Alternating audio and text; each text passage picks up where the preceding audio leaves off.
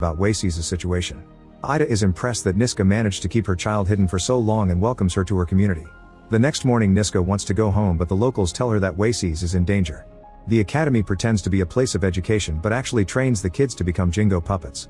They can rescue Wacey's and bring her to Niska, but in return they want Niska to guide all the rescued children to a safe zone up north, which Niska thinks is a myth.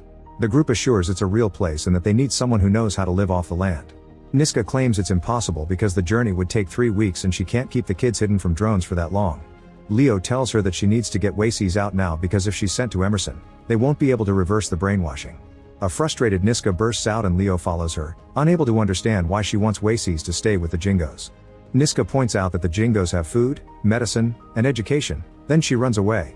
Leo tells Ida that Niska isn't the guardian, but Ida thinks she just needs time. At the military academy, Wacey's sees the missing girl return in a very traumatized state. She also sees a bird on the fence and tries to talk to it in the Cree language, causing the bird to fly in front of her before leaving. In the evening Wacey's waits until everyone is asleep to leave her bed. She picks the lock and manages to leave her room. Unfortunately, as soon as she runs outside, the alarm activates and the guards quickly catch her to lock her in a cell. The next morning Niska returns to her building and is devastated to discover that her favorite neighbor is dead. When she looks around, she notices even more bodies. Randy soon finds her and covers her face while explaining that there's a virus in the area. The borders are closing tonight, so they need to pick up their new IDs fast and leave.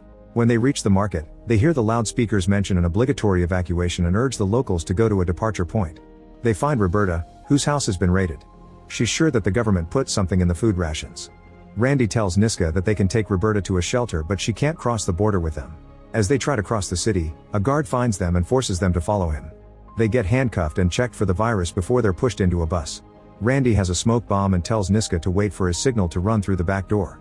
In return Niska